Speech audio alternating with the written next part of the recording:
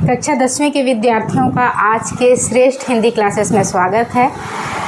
तो आप लोगों की गर्मी की छुट्टियां ख़त्म हो गई है और आप लोग की क्लासेस मतलब आप लोग के स्कूल खुल गए हैं, तो इसीलिए श्रेष्ठ क्लासेस अब आपसे कंटिन्यू मिलता रहेगा अपने नए नए क्लास के साथ में। और आप लोगों का कोई भी आपके जो सब्जेक्ट में या फिर कोई भी चैप्टर में आपका कोई भी डाउट रहेगा आप लोग उसमें पूछ सकते हैं।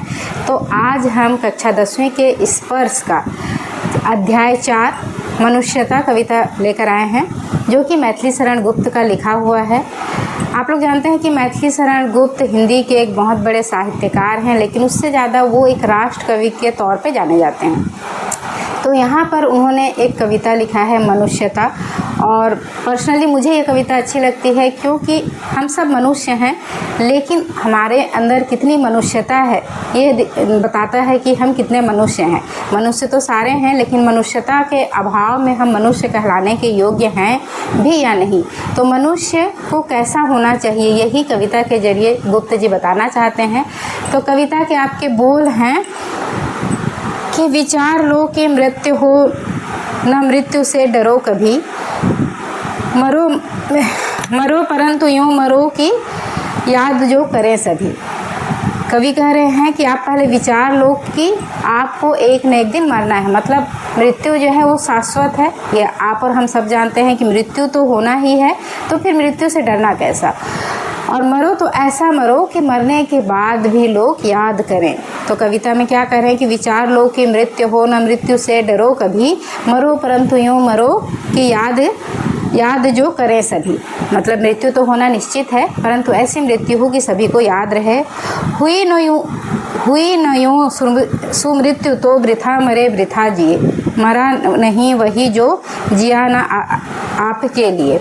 अच्छा, कवि कह रहे हैं कि अगर हमारी मृत्यु तो होगी, लेकिन अगर सुमृत्यु नहीं हुई तो हम वृथा जिए वृथा मरे, मतलब व्यर्थ ही जिया और व्यर्थ ही हम मरे। सुमृत्यु मतलब ऐसी मृत्यु कि मरने के बाद भी लोग आपको याद करें। अगर हमारी सुमृत्यु नहीं हुई तो हमारा यह जीवन व्यर्थ है, मतलब जीवन भी व्यर्थ है और मृत्यु भी व्यर्थ है।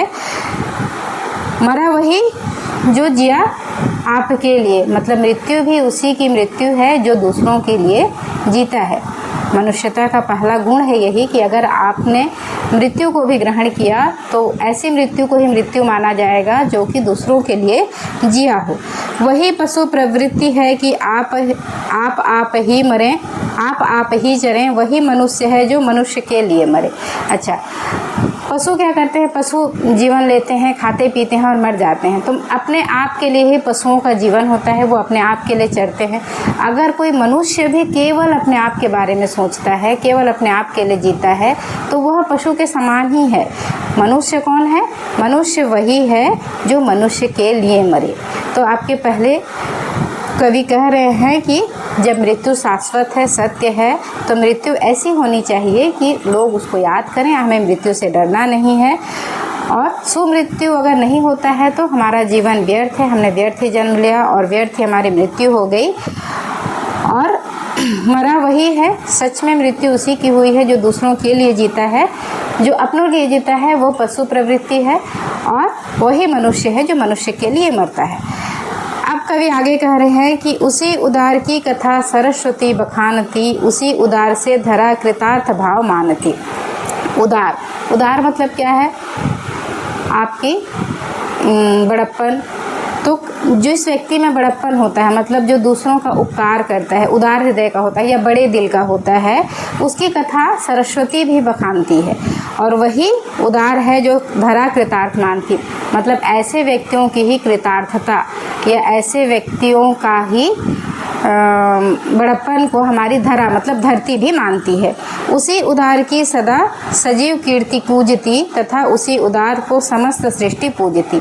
ऐसे व्यक्तियों की जो जीवन है सजीव कीर्ति पूजती, ऐसे व्यक्तियों की जो कीर्ति है, कीर्ति मतलब नाम, प्रसिद्धि, शोहरत, ये हमेशा संसार में पूजती है, मतलब हमेशा संसार में सुनाई देती है। तथा उसी उदार को समस्त सृष्टि पूजती, तथा ऐसे उदार व्यक्तियों को ही, जिनमें मनुष्यता होता है, उसी को ही संपूर्ण सृष्टि मतलब संपूर्ण संसार उन्हीं की पूजा करती है। ऐसे बहुत सारे हमारे पास उदाहरण हैं जिन लोगों ने अपने जीवन को दूसरों के लिए जिया है। तो कवि कह रहे हैं गुप्त जी कि उनकी बखान जो है धरा भी करती है, मतलब धरती भी करती है, और यह पूरी सृष्टि भी करती है। अखंड आत्मभाव जो असीम विश्व में भरे, वही मनुष्य है जो मनुष्य के लिए मरे। अखंड आत्मभाव मतलब प्रत्येक व्यक्ति अगर अपने लिए सोचेगा तो दूसरों के लिए कौन सोचेगा। तो व्यक्ति वही है जो आत्मभाव मतलब संपूर्ण सृष्टि को अपना समझता है, सबको साथ अपनापन बांटता है, और असीम विश्व में भरे, यह जो विश्व है वो असीम है, जिसकी कोई सीमा ही नहीं है, पूरे विश्व को जो अपना मान लेता है। या यूँ कहें कि वसुधैव कुटुंबकम, हम संपूर्ण विश्व एक परिवार है। अगर इस भाव से कोई व्यक्ति अपना जीवन जीता है तो वह व्यक्ति क्या है, उदार हृदय का है, और ऐसे व्यक्तियों की समस्त सृष्टि पूजा करती है, और ऐसे व्यक्ति ही मनुष्य हैं जो मनुष्य के लिए अपनी जान देते हैं। आगे गुप्त जी कह रहे हैं कि क्षुधार तरती देव ने दिया करस्त थाल भी, तथा दधीची ने दिया परार्थ अस्थि जाल भी। अच्छा, ये देखो, ये करोड़ों साल पुरानी कथाएं हैं, हमारी पौराणिक कथाएं हैं, जिनको लोग आज भी पढ़ते हैं और उन पर गर्व करते हैं कि हाँ हमने ये किया था। क्यों करते हैं? रतिदेव जो एक राजा थे, उन्होंने एक भूखे व्यक्ति को अपने सामने परोसा हुआ थाल दे दिया। राजा के लिए जो थाल परोसा गया था, जब सामने एक भूखा व्यक्ति आया तो उन्होंने अपना थाल उठाकर उनको दे दिया। यह उनकी महानता थी। दधीची ने परमार्थ के लिए, मतलब दूसरों के ये के लिए, क्या बोलना चाहिए, दूसरों के हित के लिए, उपकार के लिए अपने शरीर का एक एक हड्डी दान कर दिया। अस्थि जाल भी दधीची ने अपने हड्डियों का दान कर दिया। किस लिए? दूसरों के हित के लिए। उसी नर क्षितिज को स्वमास दान भी किया, सहर्ष जो कर्ण ने असली चर्म को दिया। अब देखो, इसमें सारी एक एक पौराणिक कथाएं हैं कि जो क्षितिज थे, राजा क्षितिज जो थे, उन्होंने एक कबूतर की जान बचाने के लिए चील को अपने शरीर का मांस दान में दे दिया। उन्होंने कहा कि तुम मेरे शरीर के मांस खा लो, लेकिन इस कबूतर को छोड़ दो। मतलब वो तो स्वयं राजा थे दधीची, लेकिन उन्होंने उस कबूतर की जान बचाने के लिए अपने शरीर का मांस दान कर दिया। और कर्ण की कथा तो आप सबको पता है कि जब कर्ण से उनका कवच और कुंडल मांगा गया, जो कि उनके शरीर में ही था, तो उन्होंने अपने शरीर से उसको खींच कर निकाल कर शरीर के चर्म के साथ, अपने चमड़े के साथ में उसको खींच कर उसको दान में कर दिया।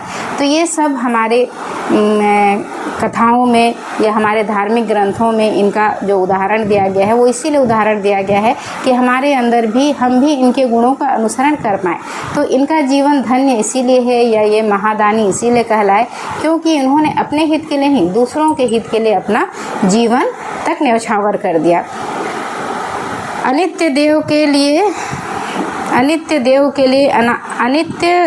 लिए अनादि जीव क्या डरे, वही मनुष्य है जो मनुष्य के लिए मरे।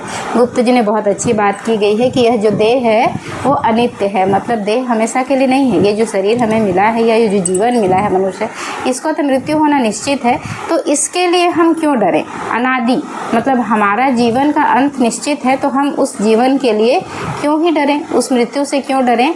और हम अगर मनुष्य हैं तो हम मनुष्यों के लिए ही हमें जीना चाहिए, अर्थात मृत्यु से ना डरकर हमें दूसरों के हित के लिए, उपकार के लिए ही जीना चाहिए। आगे कवि कह रहे हैं कि सहानुभूति चाहिए महाविभूति है यही, वशीकृता सदैव है बनी हुई स्वयं मही। कवि कह रहे हैं कि मनुष्य के मन में दया और करुणा का भाव होना चाहिए, यही सबसे बड़ा धन है। कोई व्यक्ति के अंदर में अगर दया करुणा नहीं है तो वह मनुष्य कहलाने के योग्य ही नहीं है। अगर उसमें यह भाव है तो यही उसका सबसे बड़ा धन है। स्वयं ईश्वर भी ऐसे व्यक्तियों के साथ रहते हैं। इसका सबसे बड़ा उदाहरण क्या है? विरुद्ध भाव बुद्ध का दया प्रभाव में बहा, विनित लोक वर्ग क्या न सामने झुका रहा। बुद्ध ने भी दूसरों के हित के लिए ही अपने परिवार को त्याग दिया और वे चले गए किसके लिए? ज्ञान की तलाश के लिए। तो विरुद्ध भाव बुद्ध का दया प्रभाव में बहा, उनका जीवन भी लोगों के दया करने में, उपकार करने में ही बह गया था। विनित लोक धर्म क्या न सामने झुका रहा, तो इसीलिए आज भी लोग बड़ी ही श्रद्धा से उनके सामने झुकते हैं या बुद्ध के विचारों से प्रभावित होते हैं और उनका अनुसरण करते हैं। उसका कारण यही है कि बुद्ध ने भी अपने जीवन को दूसरों के लिए जिया था, तो इसीलिए लोग आज उनके सामने झुकते हैं। आहा वही उदार है परोपकार जो करे, और वही मनुष्य है जो मनुष्य के लिए मरे। गुप्त जी कह रहे हैं कि अरे जीवन में वही व्यक्ति उदार है या वही व्यक्ति बड़ा है जो परोपकार करता है, फर्द जो दूसरों का हित या दूसरों का उपकार करता है, और वही मनुष्य है जो मनुष्य के लिए जीता और मनुष्य के लिए मरता है। कविता काफ़ी लंबी है आपकी मनुष्यता, तो आज के क्लास में हम इतना ही पढ़ते हैं। कविता का जो सेकंड भाग है वो हम दूसरे क्लास में कंप्लीट करेंगे। अगर आपको कोई भी इसमें शंका है, संदेह है, तो आप कमेंट्स करके ये पूछ सकते हैं। धन्यवाद।